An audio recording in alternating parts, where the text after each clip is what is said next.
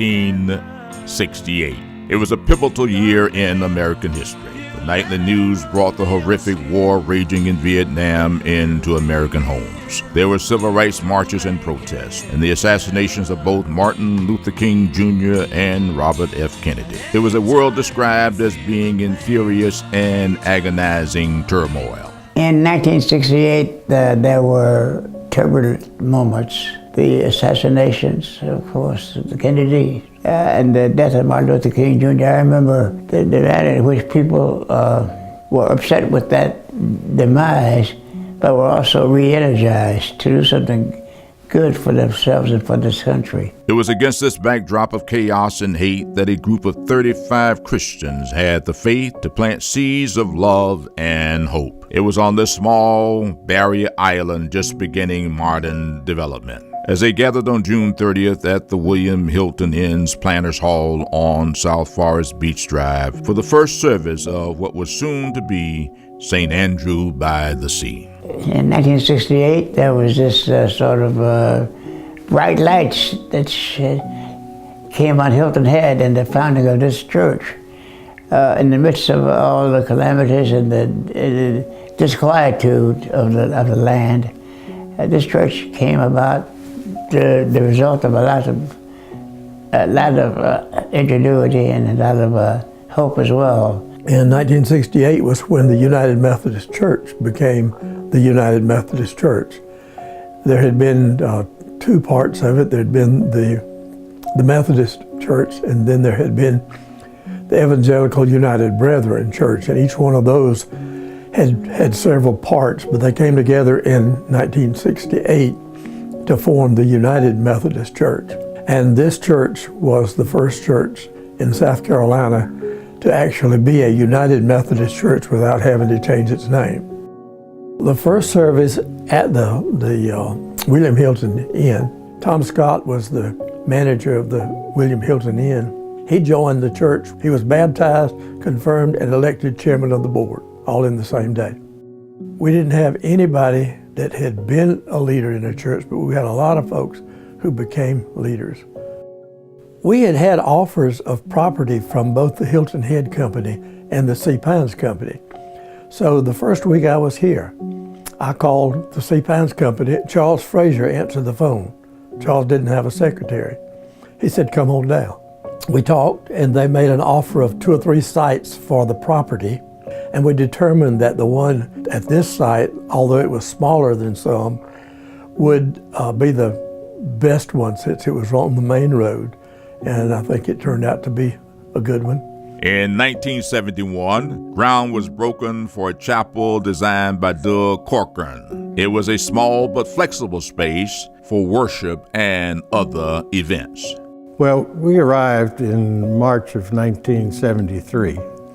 And the church was very small. All we had was the building that is now the choir room over there that served as a sanctuary, and 1/4 of it was a kitchen. So it was really small, and it was so small that when we had communion, we used to get up and gather in a semicircle, everybody that was in the congregation, and communion was taken that way, which I thought was really neat. But we were small but cohesive. It was an active group even back then. Within a decade, the congregation and the facility needs grew. And by 1980, to provide classrooms for adults and children, a groundbreaking was held for the education building. Then in 1987, ground was broken for our current sanctuary, and it was consecrated in 1988. Later, a stained glass cross was moved from the original sanctuary, and needlepoint kneelers were commissioned to enhance the space. With the old chapel sanctuary used as a fellowship hall, which could hold no more than about 100, in 2002, construction began on the church's celebration center with a grand consecration celebration in March of 2003. The space provided many new opportunities for fellowship, learning, and serving. And in the sanctuary, as the music program and worship needs grew, the sanctuary chancel underwent a major renovation of its own in 2014. From the very beginning, this congregation has understood its facilities as home base for outreach into the community, into our state, into the world. We've identified hospitality as being central to our identity, and that it means we're including people. And the way that you include is not only to embrace them whenever they come on into to our facilities, but also that those facilities are the ways that we are able to reach out. Upward Basketball has been an important part of our outreach for a number of years. This is an opportunity for our children to get together, learn something about basketball, but more importantly, to be shaped by the values that we understand is central to the Christian faith. One of the marquee events in the life of our church is Fall Festival. It began in 1979, and the monies that were used originally that year were to go to building a children's education facility. But that event has continued. It's a perfect example of how we use our facilities in outreach and mission to the world, locally and throughout the world. The Fall Festival, now held in the Celebration Center, is just one of the ways over the past 50 years that St. Andrew has impacted missions and ministries such as the Deep Well Project. Well, Deep Well has had a wonderful partnership with St. Andrew's Church, and about 20 years ago, the Community Thanksgiving Dinner was started, and this is a wonderful holiday event, and Deep Well has been fortunate enough to receive all the donations collected during that day, and over the years, St. Andrew's has collected literally tens of thousands of pounds of food for us to help us feed hungry islanders. Whether fighting hunger through our soup kitchen or tying knots on a prayer quilt, providing a Christmas shop for the needy at Christmas Grace, building habitat houses, or providing disaster relief and supplies, St. Andrew has always had a deep desire to serve Christ through missions. I've been here 11 years, and in those 11 years we've had the opportunity to take 3 teams internationally. But beyond that, in terms of reaching out to communities, over the years we've taken 3 national trips. With the youth program, I know reaches out every year. I was lucky enough to go to Salkehatchie one year and see what the kids do up there in that ministry, and that's a phenomenal ministry. But in all of those cases, like I said, we reach out to those people who are in need because of their homes have been damaged and destroyed in some way. All of those things I think we find just very rewarding. I know the people have told me on many occasions it's been life transforming to be able to get out on a mission trip and help other people. Matthew 28 says it very well, where at the end of Matthew, Jesus says to his disciples, and I think to us today, go out into the world and make disciples. And that's what we do essentially when we go out and show the love of being able to help and give what we can. St. Andrew embarked on a new and important mission with the appointment of Reverend Daniel Burbidge. Yeah, in 2012, I was appointed to St. Andrew by the Sea. And from the very beginning, what we felt very strongly was that we needed to connect to the community in Bluffton. And the whole purpose was to connect this community of Bluffton to the overall mission and vision of St. Andrew by the Sea. And our first service was Christmas Eve Under the Stars. And Christmas Eve Under the Stars was an outdoor worship service that we were shocked to see the response from the community. It was a great success. I think people felt so comfortable coming to a field because on Christmas Eve they just wanted to worship.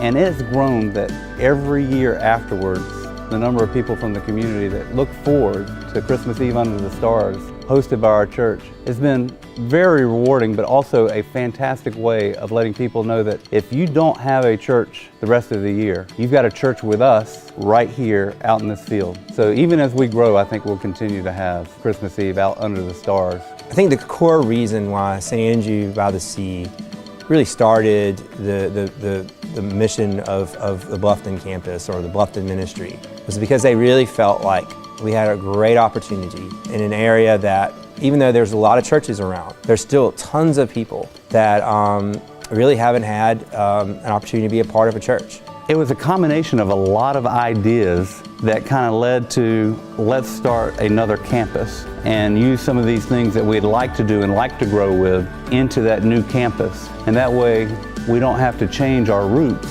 but we can continue to grow. So that was kind of a neat experience there.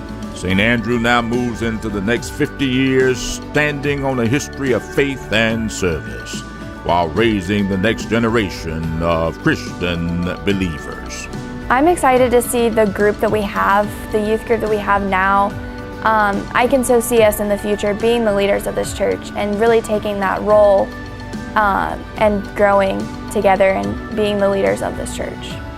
One of the most precious treasures of this congregation are the stories of ministry that continue to be told and retold among its members. The interaction and the ways that people have cared for one another and have taken the opportunity to reach out into the world, just so inspiring. And these are our treasures, and those stories represent the very best of who we are and some of the most profound moments of joy, and they are guiding lights for us as we move forward. St. Andrew by the Sea has been in existence for 50 years now.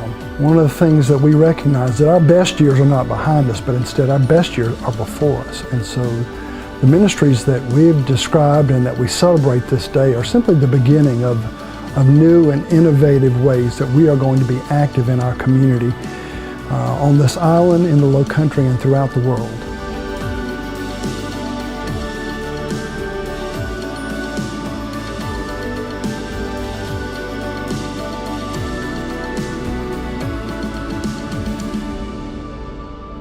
I love St. Andrew by the Sea.